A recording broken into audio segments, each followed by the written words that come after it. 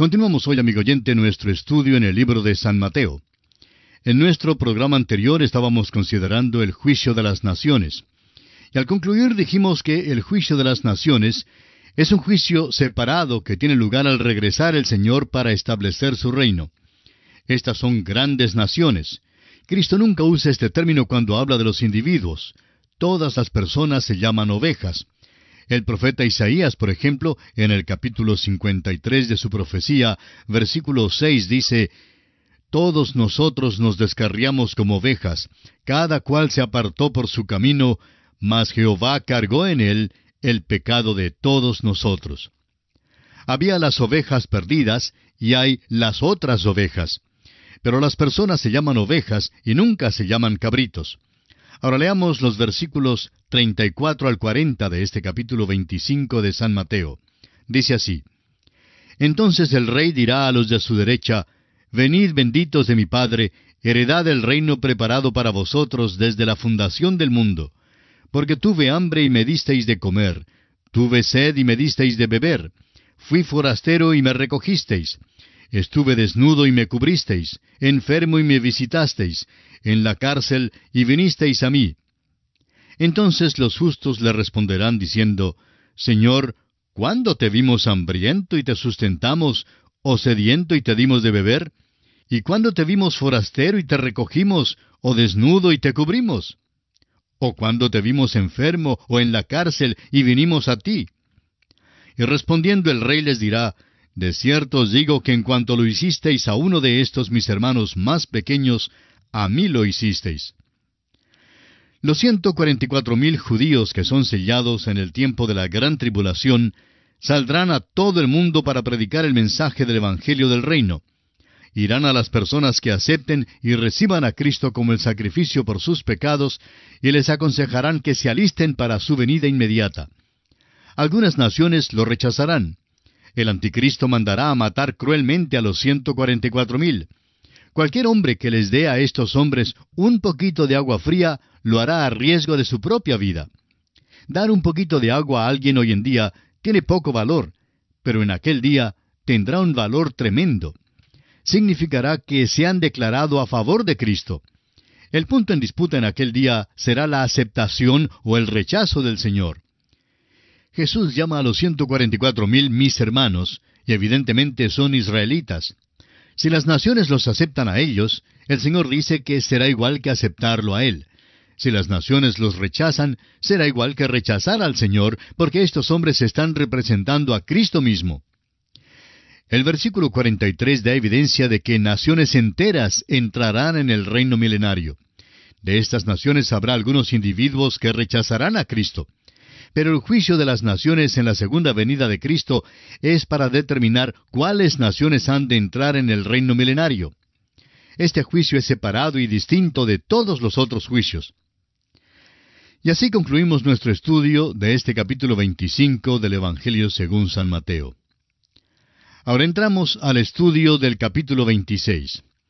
En este capítulo encontraremos los siguientes aspectos: los últimos eventos en la vida de Jesús antes de la cruz, el complot para prenderlo, la unción por María de Betania, Judas Iscariote vende a Jesús, la última Pascua y la primera cena del Señor, el anuncio de la negación de Pedro, la agonía en Getsemaní, la entrega de Jesús por parte de Judas. Los principales sacerdotes arrestan a Jesús, le traen ante Caifás y el Sanedrín, y la negación de Pedro. Este es el capítulo más largo en el Evangelio de Mateo. Hay una interrupción al fin del versículo 30. Los eventos relatados en los capítulos 15, 16 y 17 del Evangelio según San Juan bien podían ser insertados aquí. Otra interrupción natural sería en el principio del versículo 57. Una división del capítulo aquí pondría en una categoría separada el juicio ante los príncipes religiosos. Quizá aquellos que dividieron las Escrituras incluyeran tantos eventos en un capítulo para dar al lector algo del alcance y la rapidez de estos importantes acontecimientos. Sería interesante saber su razonamiento en cuanto a estas divisiones. Todos los incidentes y detalles en este capítulo señalan a la cruz. Encontramos la precisión de un martinete de fragua en todo lo que ocurre aquí, que puede darle al lector la impresión de que Jesús se encuentra en un vértice de circunstancias que están fuera de su control. Sin embargo, un examen y consideración cuidadosa revelará que Él es maestro de las circunstancias, y que el Rey de Reyes nunca es más majestuoso que cuando se acerca a la cruz. Todas las cosas dadas en este capítulo y en el capítulo 27 deben ser estudiadas a la luz de la determinación de Jesús en Cesarea de Filipos de unos 6 meses antes de ir a Jerusalén para morir. Recordemos que en el capítulo 16 de este Evangelio de Mateo, versículo 21, dice: Desde entonces comenzó Jesús a declarar a sus discípulos que le era necesario ir a Jerusalén y padecer mucho de los ancianos, de los principales sacerdotes y de los escribas, y ser muerto y resucitar al tercer día.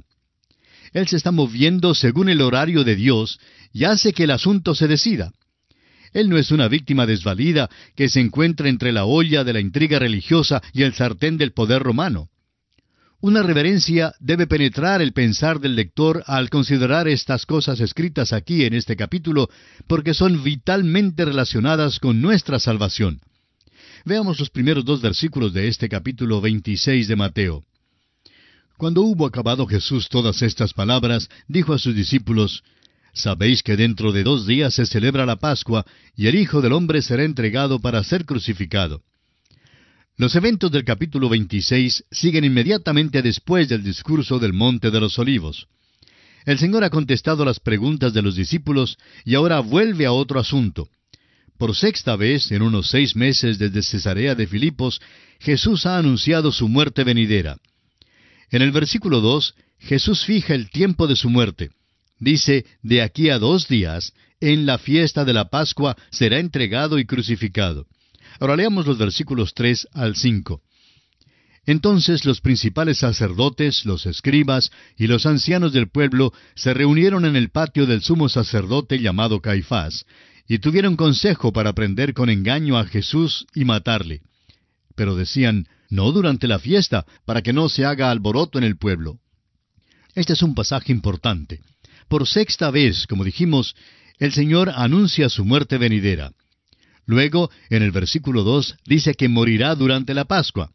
Pero ellos, o sea, los príncipes religiosos, dijeron que Él no moriría en el día de la fiesta, no sea que hubiera un alboroto entre la gente. Los mismos que lo mataron dijeron que no le crucificarían durante la Pascua. El Señor, sin embargo, tenía una idea diferente y fijó el tiempo de su propia muerte. Ahora, ¿cuándo murió Jesús? Murió precisamente durante la Pascua. Él, y no sus enemigos, fijó el tiempo de su ejecución. Se encargó completamente de la situación. Amigo oyente, es que Él es el Rey aquí en el Evangelio según San Mateo. Las veces que parecía ser más desvalido y débil desde el punto de vista nuestro, aquellas fueron precisamente las veces cuando Jesús estuvo realmente a cargo de todas las cosas. El odio tan amargo de los príncipes religiosos contra el Señor Jesucristo les hizo conspirar su muerte. Querían hacer las cosas a su manera, pero no se les permitió hacerlas en esa forma. Estaban tratando a un rey que nunca fue más majestuoso que cuando se acercó precisamente a la cruz. Ahora consideremos otro aspecto: la unción de Jesús por María de Betania. Leamos los versículos 6 al 8 de este capítulo 26 del Evangelio de Mateo. Y estando Jesús en Betania, en casa de Simón el leproso, vino a él una mujer con un vaso de alabastro de perfume de gran precio, y lo derramó sobre la cabeza de él, estando sentado a la mesa. Al ver esto, los discípulos se enojaron, diciendo: ¿para qué este desperdicio? Betania era el lugar de amor, como Jerusalén era el lugar de odio. Jesús se quedó en Betania durante las últimas horas antes de su muerte. Este incidente ocurrió en el hogar de Simón el leproso. Ahora, ¿por qué lo llamaban Simón el leproso? ¿Tenía acaso lepra? Hubo un tiempo cuando tuvo esa enfermedad, pero Jesús ya lo había sanado y ahora estaba limpio. Ahora le era posible sentarse y gozar de la comunión con el Señor Jesús y con otros que cenaron juntamente con Él en su hogar. Esta es una escena maravillosa, amigo oyente. Los enemigos del Señor hoy en día no conocen al Señor. No conocen al Señor que sanó, amó, lloró y juzgó. El hecho es que Algunos de los enemigos de Jesús de nuestros días han puesto en escena un drama acerca de Jesús que estamos seguros escandalizaría a cualquiera. Es lamentable que en algunos lugares no se pueda leer la Biblia ni orar en las escuelas. En cambio, se puede poner en escena el drama más sucio y más vil en cuanto al Señor que jamás se puede imaginar. En aquel drama se representa al Señor y sus discípulos en el aposento alto, pero como si ellos fuesen homosexuales. Amigo oyente, eso es la blasfemia más vil que se haya visto. Sí, blasfemia misma. Los que ponen en escena este drama no conocen al Señor. Son leprosos espirituales que debieran vocear: «Inmundo, inmundo». Eso es lo que son, inmundos. Cuando usted, amigo oyente, ha venido al Señor Jesús y ha sido limpiado por Él, se puede entonces sentar y gozar de la comunión con Él. Esta es la escena que tenemos en este pasaje. Al cenar, apareció entonces una mujer con un vaso de alabastro de perfume de gran precio. La mujer era María. Así nos lo dice el evangelista Juan en el capítulo 12 de su Evangelio, versículo 3. Ella ungió tanto la cabeza como los pies de Jesús. Los discípulos se llenaron de indignación cuando vieron lo que hizo María. Juan en su Evangelio nos da el detalle de que fue Judas quien encabezó esta agitación. Judas tenía un motivo ulterior que no tenía que ver con los pobres. Él era el tesorero del grupo y al parecer se estaba sustrayendo los fondos. Leamos ahora el versículo 9 de este capítulo 26 de Mateo. Porque esto podía haberse vendido a gran precio y haberse dado a los pobres. Hay muchísimas personas que piensan en los pobres, pero quienes no hacen nada para ayudarlos. En las capitales de nuestros países no faltan los legisladores que son millonarios. Siempre hablan en cuanto al problema de la pobreza y en cuanto al hacer algo por los pobres, pero ¿cuántos de ellos mismos dan algo para ayudar a los pobres? Nos cae mal ese tipo de hipocresía. Los discípulos tampoco nos impresionan en este caso. Dijeron: pues es un desperdicio de perfume. ¿Cómo es que lo derraman sobre el Señor Jesús? Deben haberlo vendido para dar el producto a los pobres. La pregunta debe siempre ser: ¿qué hago yo mismo por los pobres? ¿Trato de caer en gracia con otros o realmente trato de ayudar a otros? Ahora el versículo 10 dice: Y entendiendo Jesús les dijo: ¿Por qué molestáis a esta mujer? Pues ha hecho conmigo una buena obra. En cuanto a los cristianos, no deben contribuir a ninguno ni hacer nada que no glorifique el nombre del Señor Jesucristo. A menos que una obra sea hecha en su nombre, o a menos que Cristo sea glorificado en una obra, no deben participar en ella.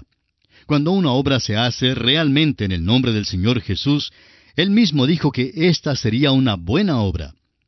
Ahora el versículo 11 nos dice: Porque siempre tendréis pobres con vosotros, pero a mí no siempre me tendréis. Aquellos que decimos hoy en día que confiamos en Cristo y que queremos honrar y glorificar su nombre, debemos estar haciendo más en su nombre. Ahora los versículos 12 y 13 de Mateo capítulo 26 dicen: Porque al derramar este perfume sobre mi cuerpo, lo ha hecho a fin de prepararme para la sepultura.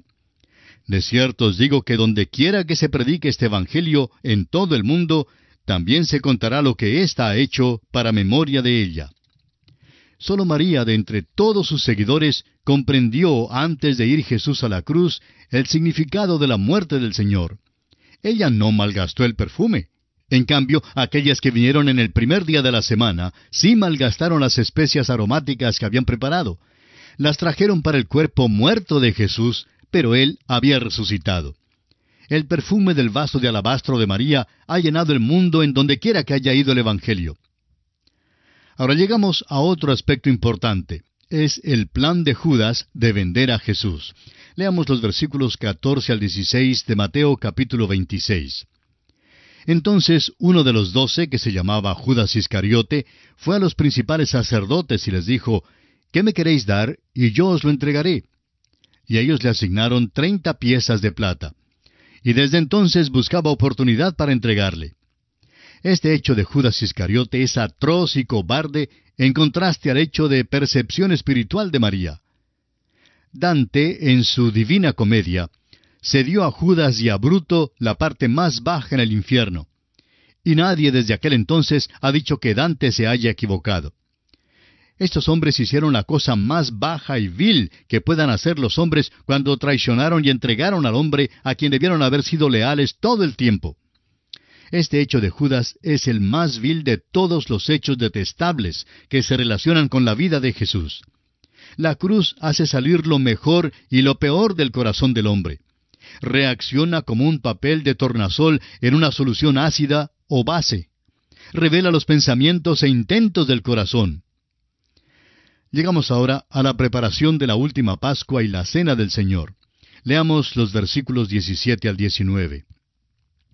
El primer día de la fiesta de los panes sin levadura, vinieron los discípulos a Jesús diciéndole, ¿Dónde quieres que preparemos para que comas la Pascua? Y él dijo, Id a la ciudad a cierto hombre y decidle, el Maestro dice, mi tiempo está cerca, en tu casa celebraré la Pascua con mis discípulos. Y los discípulos hicieron como Jesús les mandó y prepararon la Pascua. Jesús celebró la Pascua con los discípulos según la ley mosaica. Los versículos 21 y 22 dicen, y mientras comían, dijo, de cierto os digo que uno de vosotros me va a entregar. Y entristecidos en gran manera, comenzó cada uno de ellos a decirle, ¿soy yo, Señor? Cada discípulo sintió la capacidad en su corazón de hacer maldad.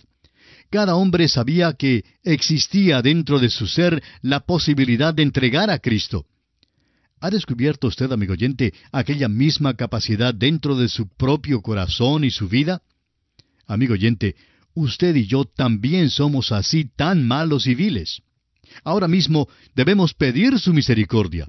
Yo mismo lo entregaría durante los próximos 5 minutos si Él no tuviera su mano sobre mí. Y ese pensamiento debe guardarnos muy cerca de Él. Los versículos 23 al 25 dicen, Entonces Él respondiendo dijo, El que mete la mano conmigo en el plato, ese me va a entregar. A la verdad el Hijo del Hombre va, según está escrito de Él, mas ay de aquel hombre por quien el Hijo del Hombre es entregado. Bueno le fuera a ese hombre no haber nacido. Entonces, respondiendo Judas, el que le entregaba, dijo, ¿Soy yo, maestro? Le dijo, Tú lo has dicho. Es interesante notar que Judas no lo llamó Señor en el versículo 25. Al parecer, en este momento, Judas se apartó del aposento alto.